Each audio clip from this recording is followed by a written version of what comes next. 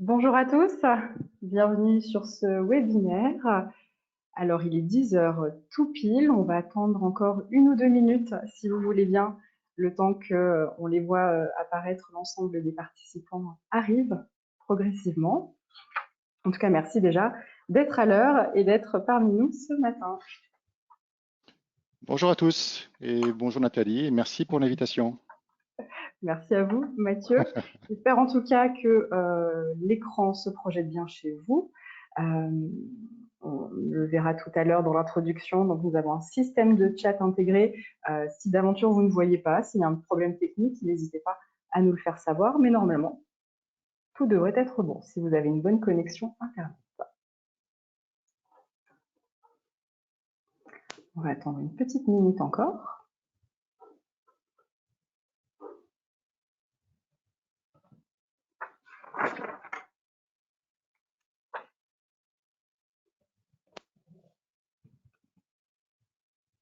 Mathieu, c'est bon pour vous?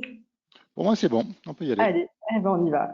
Eh ben une nouvelle fois, bonjour à tous et bienvenue donc sur ce webinaire. On est ravis de vous avoir parmi nous ce matin et plutôt en nombre malgré la situation, malgré le confinement.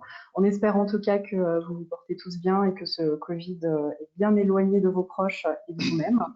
En tout cas, vous l'avez déjà vu, j'ai le plaisir d'être accompagnée ce matin par Mathieu, qui va donc avec nous parler de ce thème crucial qui nous rassemble depuis 3 semaines, des relations sociales en période de crise, en période de confinement.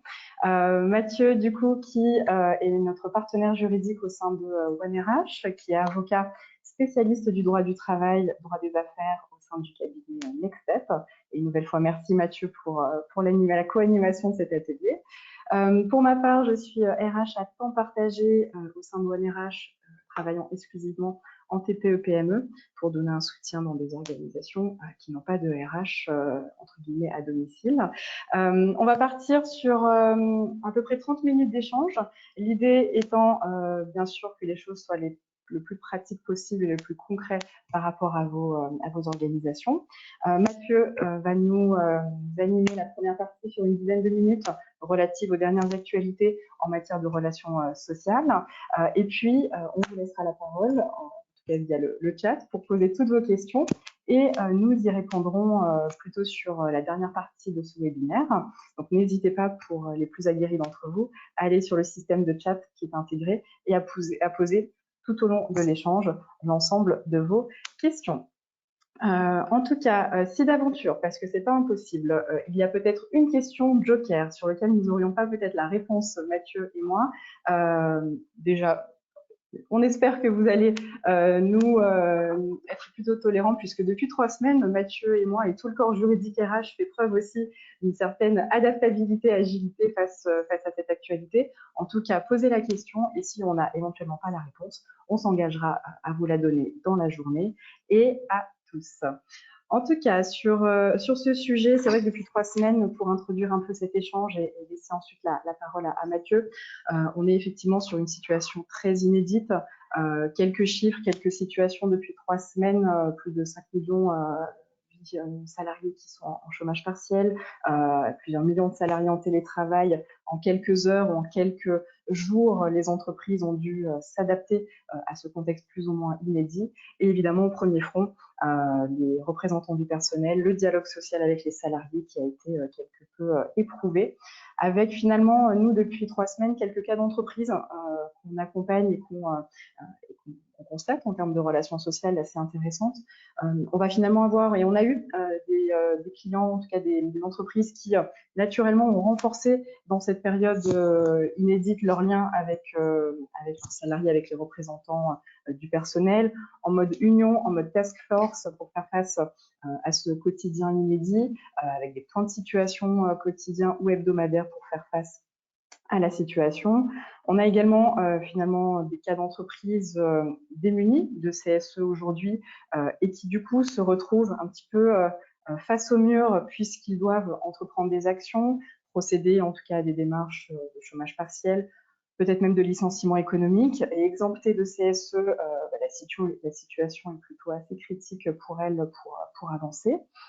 On a également eu des entreprises qui, du coup, ont aussi pris conscience de l'importance de leurs représentants du personnel pour finalement créer encore plus de liens et se renforcer dans cette bataille. Donc c'est vrai que plus que jamais, dans notre métier, on s'est aperçu depuis 3 semaines à quel point le dialogue social devrait être en tout cas de qualité et est amené finalement à nous responsabiliser aussi en tant que dirigeants et RH dans cette approche. Comment faire au mieux pour ensemble avancer dans cette gestion de crise, pour répondre à nos obligations de santé, de sécurité de nos salariés, de défense de notre modèle économique pour avancer et gagner entre guillemets la bataille. Donc l'idée est venue avec Mathieu de co-animer ce webinaire pour voilà, vous donner aussi nos retours très concrets sur les entreprises qu'on a pu connaître et probablement obtenir en tout cas des cas qui sont similaires chez vous ou en tout cas si vous vous reconnaissez dans notre message, répondre aussi à vos questions pour vous rassurer et vous donner quelques billes pour outrepasser cette séquence. Je m'arrête là pour la partie introductive et je laisse tout de suite la main à Mathieu, puisque dans la présentation, nous allons commencer d'abord par un tour d'horizon des dernières ordonnances. À vous, Mathieu. Merci Nathalie, merci beaucoup et encore une fois, merci pour l'invitation. Alors, vous l'avez annoncé, on est dans une période un petit peu compliquée du fait du confinement et de l'état d'urgence sanitaire. Bon, vous l'avez dit, on a à peu près 6 millions aujourd'hui de salariés qui sont en activité partielle, sûrement autant, voire plus, qui sont en télétravail. Un télétravail qui peut être mis en place à la hâte, parfois un peu de bricolage parce que tout ça s'est fait très rapidement. Et donc, la question se pose de savoir comment on peut maintenir aujourd'hui un dialogue social alors qu'on a des salariés qui sont disséminés dans la France entière. Et comment on va assurer la continuité des instances dans cette situation. La question se pose d'autant plus qu'aujourd'hui, on a une situation dans laquelle les contrats de travail pour beaucoup sont suspendus par l'activité partielle, mais en même temps, le gouvernement a maintenu tous les mandats des élus et par conséquent, on doit discuter avec des gens, avec des élus, avec des IRP qui sont partout en France. Alors, comment on fait pour maintenir ce dialogue social? Comment on maintient la continuité des instances? La première, alors il y a 2 mesures qui ont été prises, alors parmi beaucoup, puisque vous avez entendu parler des ordonnances qui ont été prises par le gouvernement. Il y en a eu 25 la première fois, puis il y en a davantage qui tombent encore, on en est à plus de 30 aujourd'hui, plus les décrets, des ordonnances qui modifient les précédents, des décrets qui modifient les précédents également. Donc beaucoup de règles qui tombent, qui sont parfois un peu compliquées à appréhender. Alors dans le sujet qui nous occupe aujourd'hui, on a finalement deux règles qu'on va aborder et qu'on va détailler ensemble. La première concerne les élections professionnelles. Et la deuxième va concerner l'adaptation du dialogue social avec les élus ou avec les organisations syndicales. Alors, les élections professionnelles, la règle qui a été mise en place par le gouvernement est à peu près similaire à celle qui est mise en place pour les élections municipales, à savoir tout le processus électoral est suspendu. Alors le temps est figé, le temps est suspendu. Les élections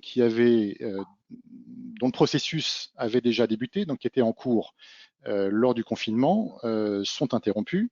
Mais alors évidemment, ça pose des questions selon le stade de ces élections. Les entreprises qui n'avaient pas encore mis en place le premier tour, donc le premier tour de scrutin n'avait pas encore eu lieu, pour elles, tout est suspendu. Et ce premier tour ne pourra se dérouler que dans un délai de 3 mois après la fin de l'état d'urgence. Donc ça veut dire qu'aujourd'hui, on a un état d'urgence qui a été voté pour 2 mois, à compter du 24 mars 2020. Ça nous emmène au 24 juin. On rajoute, 24 mai, pardon, on rajoute 3 mois et on arrive au 24 août. Donc le processus d'élection ne va pouvoir reprendre qu'à compter du 24 août. À compter du 24 août. C'est sans compter également le fait que l'état d'urgence va certainement être reporté, en tout cas prolongé, ce qui fait que ce délai va également être reporté et on va avoir donc un premier tour, s'il n'a pas encore eu lieu, qui va être reporté à septembre, octobre, peut-être plus, si la situation se poursuit. Donc ça, c'est le cas dans lequel le premier tour n'a pas encore eu lieu. Si le premier tour des élections a déjà eu lieu, ce premier tour, ça va être comme les élections municipales, il va être définitif, il est valable, et il va également, puisqu'il est valable et définitif, il va figer la représentativité des organisations syndicales au sein de la société. Donc c'est un premier tour qui est acquis, qui est définitif. Il ne sera pas remis en cause. En revanche, le deuxième tour, lui, s'il n'a pas encore eu lieu, bah, pour le coup, c'est comme l'hypothèse précédente, il est suspendu et on ne pourra le dérouler que lorsque cette date butoir de 3 mois après la fin du confinement sera arrivée. Et alors, troisième hypothèse sont les entreprises dont les deux tours se sont totalement déroulés, ils sont terminés. Là, pour le coup, ces deux tours-là sont valables, à la fois le premier et le deuxième évidemment, et l'élection est terminée. En revanche, l'élection est terminée, mais ce qu'il faut noter, c'est que toute cette suspension du processus électoral a quand même des conséquences. D'abord, évidemment, la première, c'est que le mandat, les mandats actuels des élus, tant que le processus électoral n'est pas terminé, donc les anciens élus sont toujours mandatés. Donc leur mandat se proroge. Et l'autre conséquence, évidemment, c'est que puisque leur mandat est prorogé, évidemment, leur protection contre le licenciement est également prorogée, d'autant. L'autre conséquence, c'est que, évidemment, puisque le processus électoral se poursuit et qu'il est suspendu, les candidats qui étaient protégés, non pas par leur élection, mais que par leur candidature, restent protégés. Et ils restent protégés jusqu'à le premier tour ou le deuxième tour, selon le scrutin auquel ils étaient candidats. Et tant que ce tour n'a pas eu lieu, ils restent protégés. Donc, ce qui veut dire par exemple que normalement la protection est de 6 mois, mais si l'état d'urgence se prolonge et que le scrutin n'a lieu que plus de 6 mois après la candidature, eh ben, on va avoir des candidats qui vont être protégés pendant un temps beaucoup plus important que celui qui est prévu habituellement par la loi, ce qui peut poser des difficultés, notamment si l'entreprise n'arrive pas à survivre dans cette situation économique et qu'elle a l'intention, comme certains commencent à le faire déjà à mettre en place des licenciements économiques. Donc évidemment, l'autorisation administrative sera nécessaire pour ces candidats qui sont protégés. On a comme autre conséquence, et bon, elle peut être purement théorique, mais la question va se poser, le fait que tous les délais de contestation ou de recours contre les élections sont également suspendus. Alors, il faut bien noter, c'est un point juridique, une notion juridique, que la suspension de tout ce processus électoral et la suspension des délais ne veut pas dire interruption. La différence, c'est que quand un délai est suspendu, il va reprendre depuis le début à la date à laquelle il n'est plus suspendu. C'est-à-dire que si on a un délai de 15 jours de recours contre les élections, ce délai de 15 jours, même s'il avait commencé à courir avant le confinement, il va recommencer intégralement à courir après le confinement. Et ce qui est notable dans les ordonnances qui ont été prises par le gouvernement, c'est que la suspension prend effet non pas à la date de l'ordonnance, c'est-à-dire le 25 mars, mais elle va prendre effet rétroactivement au 12 mars. Alors, je donne l'exemple, par exemple, d'une liste de candidatures qui aurait été publiée, par exemple, le 11 mars. Les salariés ont 3 jours pour contester l'électorat. S'ils ne l'ont pas fait dans les 3 jours qui suivent le 11 mars, ils étaient déjà forclos. Bah, finalement, avec cette suspension, ce délai de 3 jours va commencer à recourir après l'état d'urgence. Donc, on va avoir un délai de recours qui finalement va être très important, alors que dans la loi, il est en principe très bref. Donc, c'est une des particularités de ces ordonnances. Dernier point notable qu'on peut également aborder ensemble, c'est le fait que il est prévu par les ordonnances que si le premier et ou le deuxième tour des élections sont reportés, les conditions d'électorat et d'éligibilité vont s'apprécier à la nouvelle date du scrutin. Ça, c'est également quelque chose de notable, puisque en principe, les conditions d'électorat et d'éligibilité sont figées à partir du premier tour. Or là, puisque le deuxième tour va avoir lieu peut-être plusieurs mois après le premier, l'ancienneté des candidats où leur ancienneté pour l'électorat va être évidemment prolongée. La question se pose de savoir si tout ça est suspendu ou pas. Il n'y a pas de réponse très claire. La plupart des auteurs considèrent que, par exemple, un candidat qui est enfin, un salarié qui est en activité partielle dont le contrat est suspendu va continuer à acquérir de l'ancienneté. Et donc un salarié qui aurait par exemple été embauché juste avant le confinement, qui ne serait pas électeur parce qu'il n'a pas 3 mois d'ancienneté, va, après le confinement, devenir électeur, voire éligible s'il a passé la barre d'un an d'ancienneté. Et par conséquent, on va devoir réapprécier les conditions d'électorat et d'éligibilité à la date à laquelle on fera le scrutin. Donc c'est finalement une atteinte à l'intangibilité du processus électoral qui, en principe, comme je vous le disais, est figé dès le premier tour. Voilà, donc tout ça pour dire que le processus est suspendu, ça pose beaucoup de difficultés pratiques. Les uns et les autres, vous avez sûrement des questions qui vont se poser en fonction de la situation de chacun. Et alors, petit bonus des ordonnances, pour les entreprises qui n'avaient pas encore débuté leur processus électoral au 12 mars 2020, ces entreprises, alors, elles pouvaient avoir eu l'obligation de le faire parce que un seuil d'effectif a été atteint, parce que un salarié ou une OS l'avait demandé, ou parce qu'il fallait mettre en place des élections partielles, ou bien tout simplement parce que ces entreprises n'avaient pas encore mis en place le CSE, alors qu'elles devaient le faire pour le 31 décembre 2019. Alors pour toutes ces sociétés-là, la loi leur accorde un délai, puisque il est précisé maintenant qu'elles sont exonérées de mettre en place donc pendant le confinement, mais qu'elles devront le mettre en place dans les 3 mois qui suivent la fin de l'état d'urgence sanitaire. Donc c'est un petit bonus. Ça peut être assez intéressant pour, enfin, en tout cas la question qui va se poser pardon, pour les entreprises qui n'ont pas encore mis en place le CSE, c'est est-ce que on va considérer qu'elles sont dans la même situation qu'une carence, ou bien autre situation, je ne sais pas, par exemple une société qui veut mettre en place rapidement des élections, pardon, des licenciements économiques, qui aurait dû avoir un CSE mais qui n'en a pas. Elle est exonérée aujourd'hui de mettre en place le processus électoral.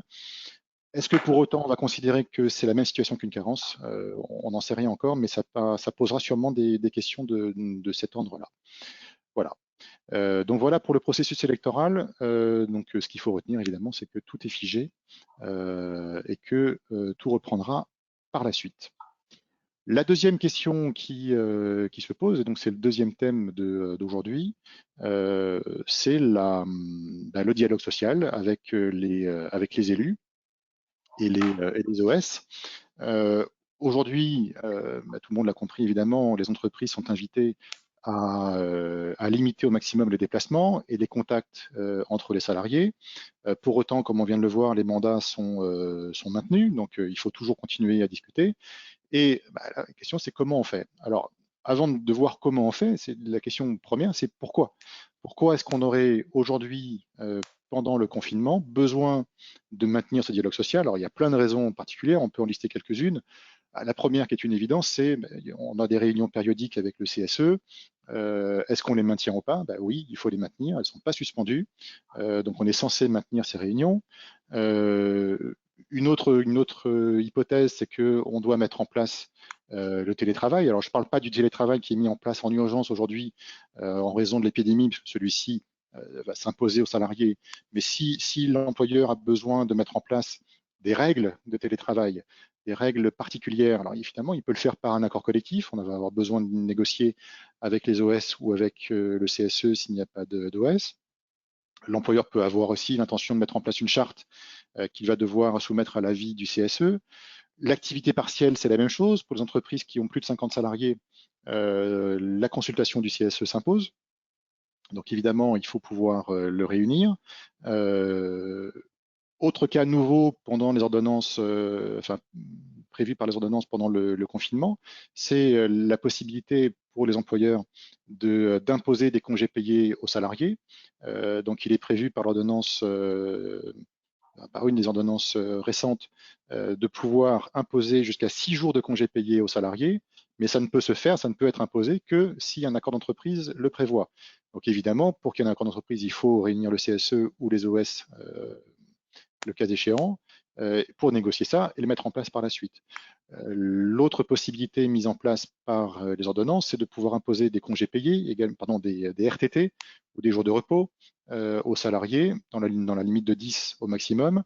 Donc ça se fait sans accord d'entreprise, mais néanmoins, il faut que le CSE soit consulté à l'avance.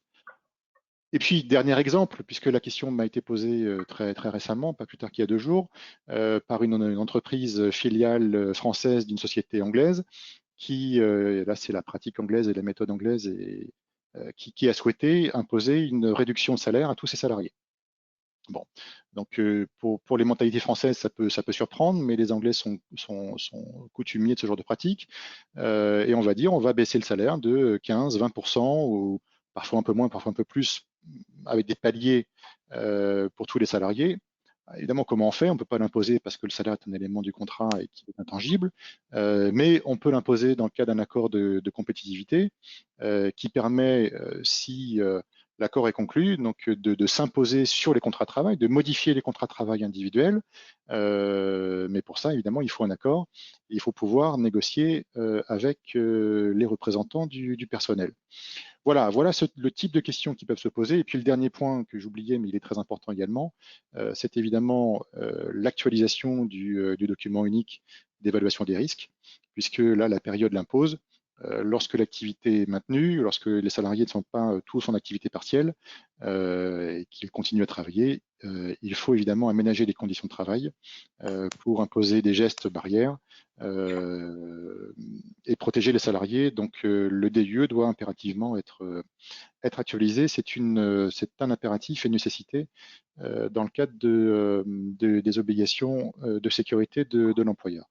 Voilà toutes alors, schématiquement les questions qui peuvent se poser et qui peuvent amener l'entreprise à discuter avec les IRP.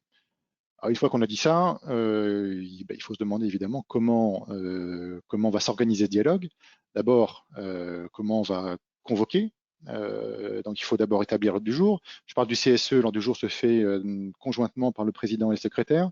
Là, pour le coup, il n'y a pas de règle dans le Code du travail. L'ordre du jour peut très bien être établi à distance entre le président et le secrétaire. Puis la convocation, pareil, elle peut être envoyée sans forme particulière, donc elle peut très bien être envoyée par courrier électronique, mais la question qui va se poser, c'est comment, en cas de litige, en cas de contentieux, comment on peut rapporter la preuve que la convocation a bien été envoyée.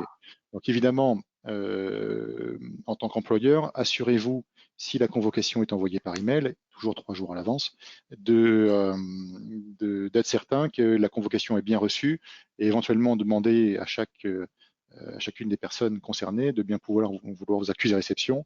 Alors, je crois qu'il y a des méthodes de RAR email qui sont possibles de mettre en place. Donc, il faut y penser. En tout cas, assurez-vous d'avoir toujours la preuve de la réception de la convocation. Alors, la règle mise en place pour la réunion physique, désormais, du CSE, c'est évidemment que la réunion physique ne peut avoir lieu que si la réunion est urgente et si les consignes de sécurité et les gestes barrières sont respectés. Donc ça sont 2 conditions cumulatives. Si on n'est pas dans ces cas-là, il faut privilégier des réunions qui ne soient pas en présentiel, donc à distance.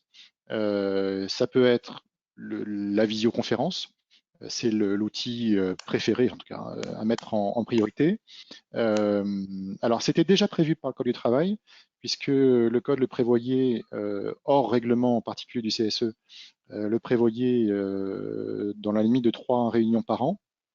Donc désormais, ça peut devenir pendant l'état d'urgence le principe, étant précisé que le Code prévoit également que lorsque le CSE réunit en visioconférence, le dispositif technique mis en œuvre doit garantir l'identification des membres, leur participation effective et doit assurer la retransmission continue et simultanée du son et de l'image. Bon, en gros, il faut être certain d'avoir un dispositif qui fonctionne.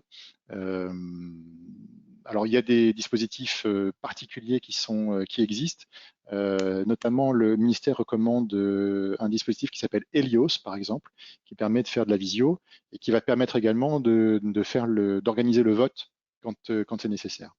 Donc, en un, visioconférence. En deux, la téléconférence, donc téléphonique. Alors, les ordonnances le prévoient, mais indiquent qu'un décret fixera bientôt les conditions. Donc, pour l'instant, ce décret, on l'a pas. On espère l'avoir bientôt, mais en tout cas, la conférence téléphonique sera possible. Et puis, alors, en dernier lieu, donc c'est subsidiaire, comme disent les juristes, le recours à la messagerie instantanée, donc c'est les SMS. Donc ça, c'est possible également. Ce que dit l'ordonnance, c'est que là encore, un décret devra préciser les conditions et les modalités techniques dans lesquelles la messagerie pourra être mise en place. Et ce qui est prévu expressément, c'est qu'on ne peut faire de réunion par messagerie instantanée que si il est impossible d'organiser la réunion par visioconférence ou par conférence téléphonique. Donc voilà, c'est vraiment un argument, enfin c'est vraiment une méthode très subsidiaire. Et donc la reine des méthodes, c'est la visio et la conférence téléphonique.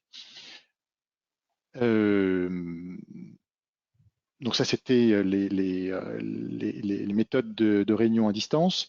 Avec les délégués syndicaux, c'est exactement la même chose, puisque le code ne prévoit pas de règles particulières. Donc même chose, si on peut éviter de se réunir hors les cas d'urgence pour terminer une négociation d'un accord, par exemple, qui aurait déjà été commencé, pour initier un dialogue avec les OS.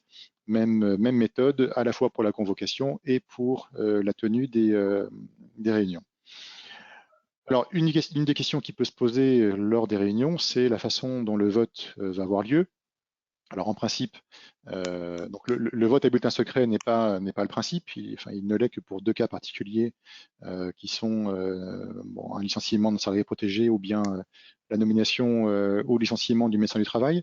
Mais le CSE, par exemple, peut demander soit à chacun des votes, soit parce que c'est prévu par le règlement intérieur, des votes à bulletin secret. Alors dans ces cas-là, il faut que le dispositif mis en place pour la téléconférence permette de procéder à un vote à bulletin secret et permette également, évidemment, de garantir l'anonymat. Donc là encore, il y a des dispositions qui le permettent, des dispositifs qui le permettent, et notamment Helios. Alors je suis allé voir, c'est uniquement en anglais. Donc pour les gens qui ne parlent pas, qui ne maîtrisent pas bien l'anglais, ça peut être compliqué, mais je pense qu'il y a d'autres dispositifs qui existent ou qui vont se développer, puisque manifestement ces dispositions de réunion à distance vont se multiplier. Dernier point, alors une fois que la réunion a eu lieu, une fois qu'on a pu aborder tous les thèmes prévus à l'ordre du jour, que le vote a eu lieu éventuellement, si on a négocié un accord, on va devoir procéder à une signature électronique. Alors, la signature électronique, c'est quelque chose qui existe en droit civil depuis pas mal d'années désormais. La question d'ordre pratique qui peut se poser, c'est comment plusieurs membres de CSE qui sont chez eux éparpillés dans la France entière, qui n'ont pas forcément de scanner, pas forcément d'imprimante, vont pouvoir signer un accord qui aurait été conclu en réunion à distance. Alors, il y a des recommandations qui sont faites par le ministère. La première consiste à dire on fait une signature manuelle et puis chacun prend une photo et signe son exemplaire, puis on fait tourner les exemplaires et on ajoute la signature à chaque fois. Ou bien chacun fait un exemplaire avec sa signature et finalement on va avoir un accord qui va être qui ne va pas être matériellement signé par tout le monde, mais on va voir s'il y a 10 signataires, on va avoir 10 accords différents avec 10 signatures différentes, mais chacun ayant signé l'accord, on va considérer que l'accord vaut. Et sinon, il existe des dispositifs que tout le monde commence à connaître un petit peu, comme DocuSign ou YouSign, qui permettent de faire des signatures à distance avec une identification du signataire avant la signature. Donc tout ça est sécurisé et tout ça marche plutôt bien. Ce sont des dispositifs qu'on utilise régulièrement en droit commercial pour signer à distance des contrats commerciaux. Donc c'est l'occasion de les adapter pour le droit du travail. Ce qui peut être mis en place également lorsque certains membres ne sont pas en mesure de signer l'accord, s'il y en a, ou même le PV de réunion, c'est le mandat, puisque certains peuvent donner le mandat à d'autres qui, eux, peuvent signer, de signer pour eux. Donc évidemment, si un mandat est mis en place, pour des questions de preuve, il vaut mieux qu'il soit écrit. Et alors une preuve par email suffit, hein, mais qu'il y ait une trace au moins écrite, même un écrit électronique, mais qu'il y ait une trace quelque part que le mandat a eu lieu pour qu'il soit valable. Voilà. Ensuite, on va convoquer, pardon, on va diffuser le PV de la réunion à tous les membres dans le même ordre d'idée, c'est-à-dire avec une diffusion électronique sans règle particulière, mais encore une fois, il faut que on garde une trace quelque part de cette diffusion. Alors, point particulier, et j'arrête là, Nathalie, après je vous redonne la parole. Le point particulier qu'on peut évoquer, et c'est peut-être le cas de certaines sociétés qui nous écoutent, c'est l'absence de CSE. Comment est-ce qu'on va négocier un accord d'entreprise lorsqu'on n'a pas de CSE? Alors là, les lois Macron sont d'un certain renfort pour ces entreprises-là, puisque, alors je parle d'une hypothèse où il y a une carence, hein, c'est-à-dire que l'élection a eu lieu. Alors soit on est à plus de 11, l'élection a eu lieu, il y a carence, soit on est à moins de 11, et dans ces cas-là, évidemment, il n'y a pas d'élection particulière. Euh, les entreprises de moins de 20 salariés sont sauvées, puisque si elles n'ont pas de CSE en carence et qu'elles n'ont pas de délégués syndicaux, elles peuvent négocier un accord directement avec les salariés et le soumettre au vote des salariés. Donc là, il faut une majorité des 2 tiers. Si les 2 tiers l'emportent, l'accord est adopté et puis il est ensuite publié comme n'importe quel accord. La difficulté, c'est pour les sociétés de plus de 20 salariés qui n'auraient pas de CSE. Là, pour le coup, on doit négocier avec une organisation syndicale représentative ou bien avec un salarié qui soit mandaté par une OS. Donc ça rend les choses un petit peu plus compliquées, pas impossible, mais un peu plus compliquées puisque la négociation va se faire avec un syndicat qui sera en arrière-plan. Voilà, j'avais juste un dernier petit point qui était quid si un accord d'entreprise est adopté, mais dans des conditions qui ne sont pas formellement valables. Dans ces cas-là, ce que prévoit le Code du travail, c'est que n'importe quelle personne intéressée peut éventuellement demander la nullité de l'accord. En revanche, l'intérêt du Code du travail, c'est le 22-62-14 pour le coup, c'est que cette action nullité est encadrée par un délai de 2 mois. Donc si un salarié qui s'estimerait lésé par un accord mal voté voulait engager une action nullité contre un accord, il aurait un délai de 2 mois pour le faire à compter du jour où l'accord est publié.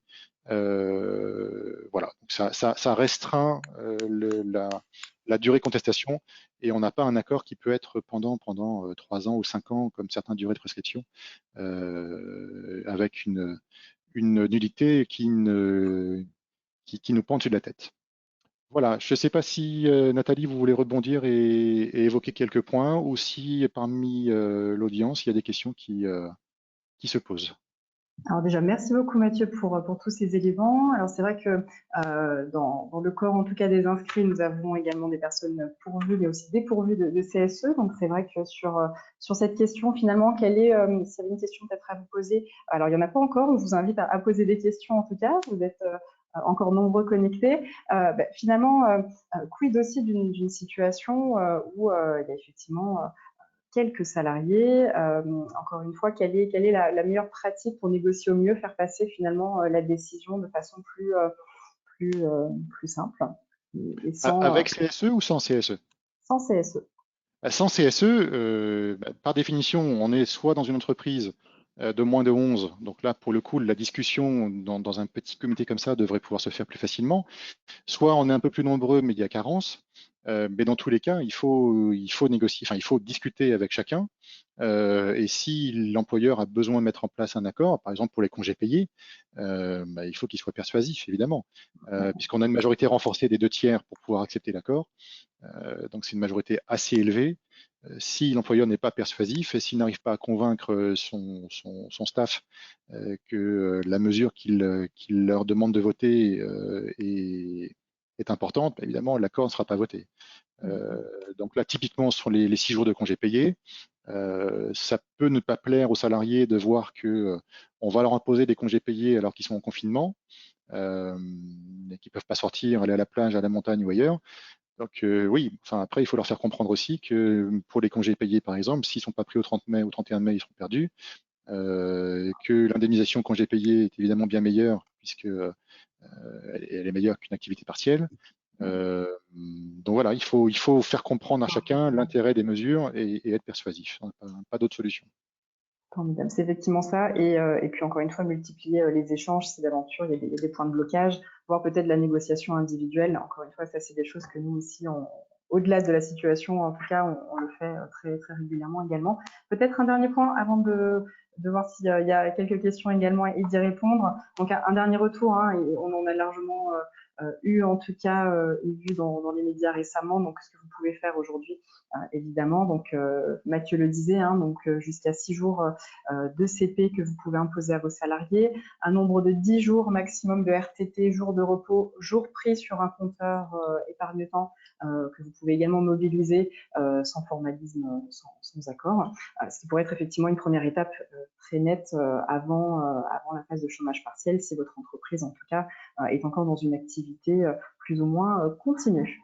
Donc c'est vrai que finalement les modèles d'accord existent, hein, pour ceux qui sont soit bien entourés d'un avocat, d'un RH ou bien d'un syndicat patronal. Donc ces derniers sont en tout cas particulièrement sollicités. Donc vous pouvez vous rapprocher de l'ensemble de ces acteurs pour pouvoir effectivement établir ces modèles d'accord d'entreprise et très rapidement pouvoir mettre en place le dispositif. Effectivement, nous, sur les cas actuellement qu'on a pu avoir, on a en tout cas bien vu que des points de situation réguliers, quasiment quotidiennes, dans des secteurs notamment où les salariés sont particulièrement exposés, notamment dans notre cercle de clients, pas mal d'industries finalement, hein, qui pourraient avoir un peu de mal à respecter les gestes barrières. Et pour rassurer un certain nombre de salariés, puisque le psychologique a aussi pris le dessus sur ces 3 dernières semaines, effectivement, les points de situation réguliers, une communication accrue entre les représentants, le dirigeant lui-même directement avec les salariés, ont largement permis pour certains effectivement de faire passer la période et de permettre en tout cas que l'activité se maintienne, se poursuive et que les envies de droit de retrait ou d'arrêt maladie en tout cas se fassent un petit peu effacer dans cette période. Donc c'est vrai qu'en tout cas plus que jamais, on est responsabilisé, nous sommes responsabilisés en temps de crise sur la gestion de notre dialogue social, soit directement avec nos salariés, soit par l'intermédiaire de leurs représentants. Alors, on vous écoute si vous avez, en tout cas, on attend vos écrits. Si vous avez des questions, n'hésitez pas à réagir ou peut-être simplement nous mettre un petit mot de sorte à ce qu'on se sente un petit peu moins seul avec Mathieu dans le cadre de cet échange. Moi, je voudrais juste, Nathalie, insister sur un point parce que beaucoup d'employeurs, pardon, l'oublient. C'est l'actualisation du document unique d'évaluation des risques. C'est très important, extrêmement important. Je vois dans la clientèle beaucoup de salariés, beaucoup d'entreprises, pardon, qui n'en ont pas, qui estiment que c'est de la paperasse et qui ne le mettent pas en place. Donc c'est extrêmement important. Il faut le mettre à jour. L'employeur a une obligation de sécurité et c'est un support de cette obligation. Donc c'est très important de le mettre à jour. Et puis ça rassure les salariés également. Donc c'est un des vecteurs et un des points importants de dialogue social. Et c'est extrêmement important de pouvoir le discuter avec le CSE, de le mettre en place avec le CSE et de vraiment l'actualiser parce que c'est aussi une façon de prendre conscience de cette obligation de sécurité qui n'existe pas que dans les usines, par exemple, ça existe dans les bureaux également. Donc c'est très important de se l'approprier, de le mettre en place, de l'actualiser très régulièrement. Quelques questions du coup sont arrivées. Une première question sur finalement l'impact de cette crise sur la BDES, la base de données économique et sociale. Donc là, je vous laisse la main, Mathieu, si vous avez éventuellement la réponse. Eh ben, à ma connaissance, pas d'impact particulier, puisque elle doit toujours exister, être mise à jour comme d'habitude. J'ai rien vu de passer de particulier qui impacte la BDES. Merci en tout cas, Steven, pour la question. Une question d'Olivier également, si on peut poser finalement, est-ce qu'il faut faire l'accord d'entreprise, même pour les 6 jours de congés payés? La Ah ben réponse, c'est on l'a une obligation. Oui, oui, oui. Alors, c'est une obligation. L'accord d'entreprise est une obligation pour imposer des congés payés dans la limite de 6 jours. Donc, hors accord, l'employeur qui passerait en force sans l'accord sans l'accord individuel des salariés commettrait une faute. Et donc, évidemment, les congés payés pourraient, en cas de contestation, ne pas être considérés comme des congés payés, mais comme du jour de travail, ce qui fait que le salarié en aurait davantage.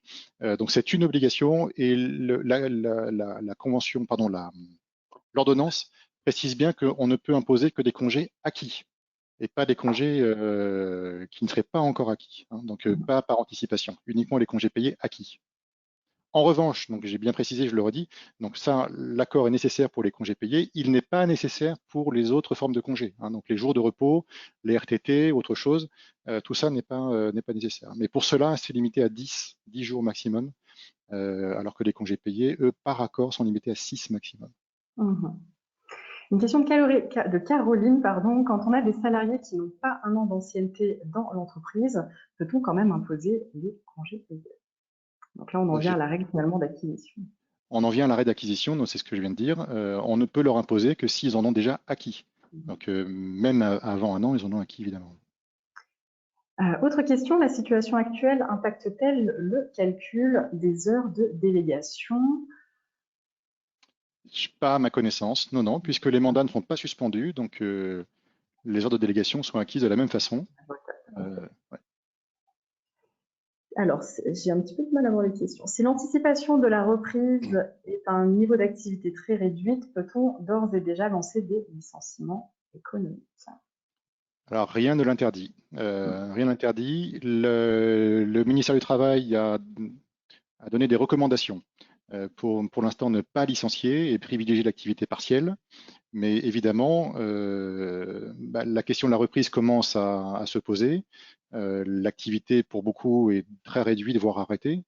On ne sait pas comment elle va reprendre. Donc oui, on peut déjà juridiquement anticiper des licenciements économiques si les difficultés se font déjà ressentir et qu'on est dans les critères de la cause économique alors c'est toujours les mêmes, hein, c'est-à-dire une baisse des commandes, baisse du chiffre d'affaires, tout ça analysé par rapport à l'année N-1, et le nombre de trimestres va dépendre, enfin, le nombre de trimestres de baisse de commandes de chiffre d'affaires va dépendre de la taille de l'entreprise. Donc tout ça est fixé par le code, mais si on est dans les clous, rien n'empêche aujourd'hui de faire un licenciement économique. Mais évidemment, l'idée globale du ministère, les directives sont d'éviter ces licenciements le plus possible et d'attendre la reprise quand c'est possible. C'est parfois pas possible. C'est effectivement ce qu'on annonce aussi de notre côté. Une question aussi très intéressante qui arrive sur les entreprises dépourvues de CSE. Je vais y arriver. Est-ce que le fait de ne pas avoir de CSE peut être un facteur de tension? Le fait de demander à ses salariés de faire l'effort, finalement, de s'adapter aux nouvelles règles. Est-ce que finalement, la question de la négociation et du dialogue social, finalement, qui, à un moment donné, quand on impose des choses, peuvent forcément lever des tensions, des levées de boucliers. Et donc là, je pense particulièrement aux TPE, PME qui n'ont pas l'habitude aussi de ce genre de dialogue. Oui, alors j'ai pas bien saisi la question, mais effectivement, quand il n'y a pas de CSE, là, le dialogue est plus compliqué parce que alors ça, c'est un vaste sujet. Je vois plein de chefs d'entreprise qui refusent catégoriquement de mettre en place des CSE parce que ils sont persuadés que le jour suivant, il y aura des piquets de grève avec les drapeaux rouges devant la porte. Bon, c'est un peu l'idée. alors malheureusement, il y a des CSE avec des gens qui ne jouent pas le jeu.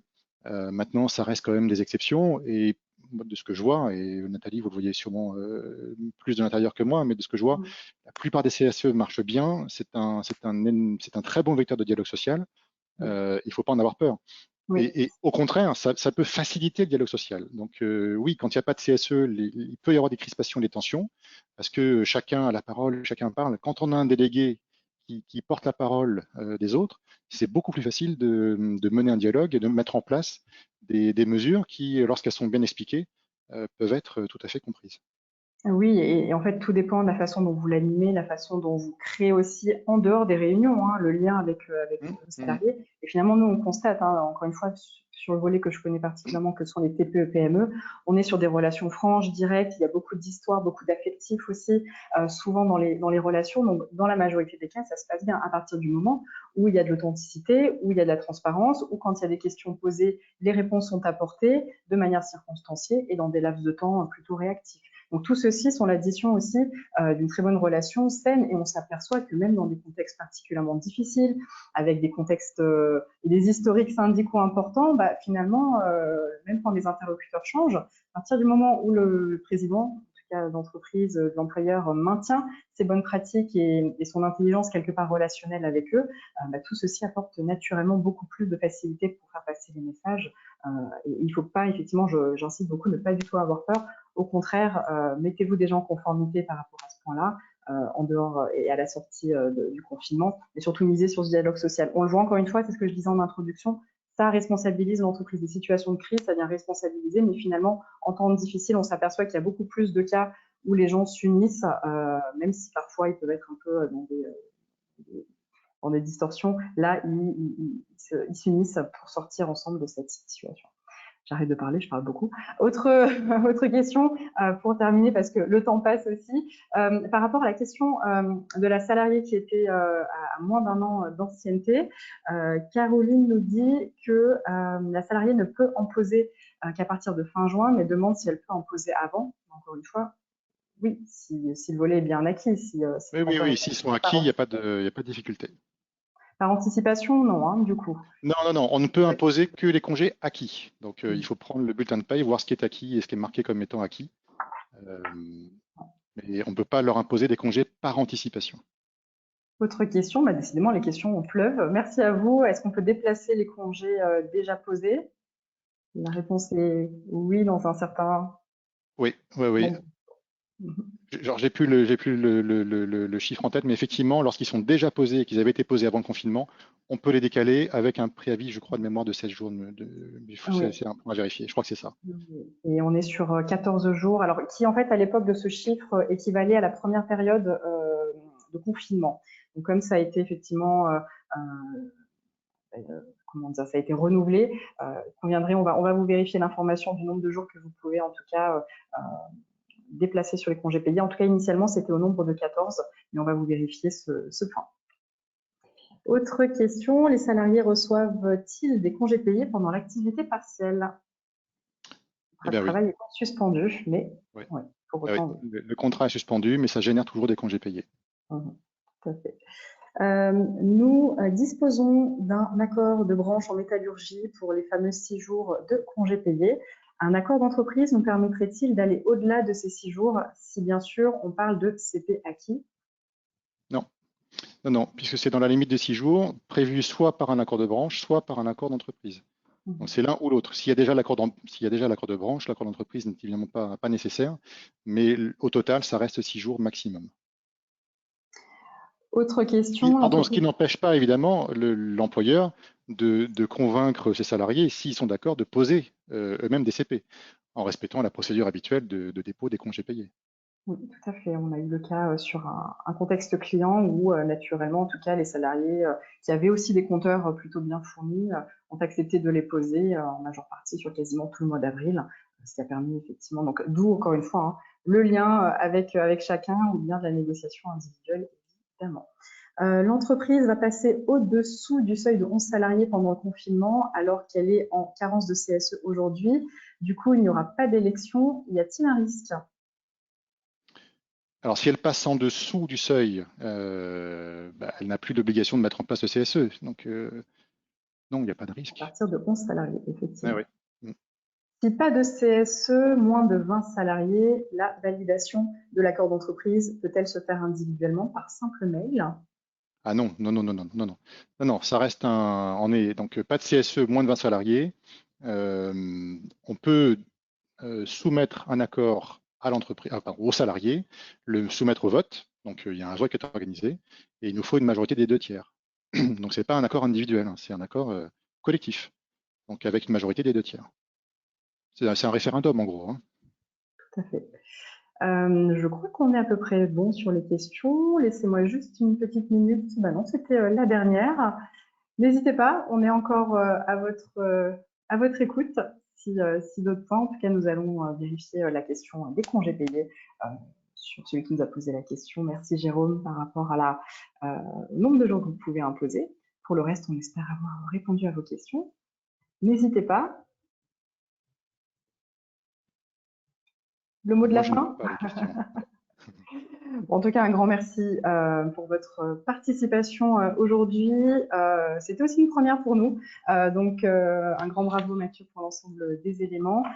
Et puis, on vous invite en tout cas à vous tenir informés puisque nous allons renouveler ce dispositif, tant dans nos communications écrites que webinaires, pour nous sentir aussi utiles par rapport à cette situation. Donc n'hésitez pas, le prochain webinaire devrait être mercredi prochain, date encore à confirmer, notamment sur l'encadrement du télétravail et les impacts 3 semaines après, finalement, sur les mesures prises finalement en mode rapide, mais finalement, êtes-vous bien en sécurité, en conformité par rapport au dispositif de télétravail, et on se basera notamment sur les dernières recommandations de la CNIL en matière de télétravail. Un grand merci à tous. Merci encore une fois, Mathieu. Merci Nathalie. Et passez une très, très belle journée. Prenez soin de vous. Ouais, restez confinés. Ouais. Et À restez bientôt. confinés. À Merci. bientôt. Au revoir.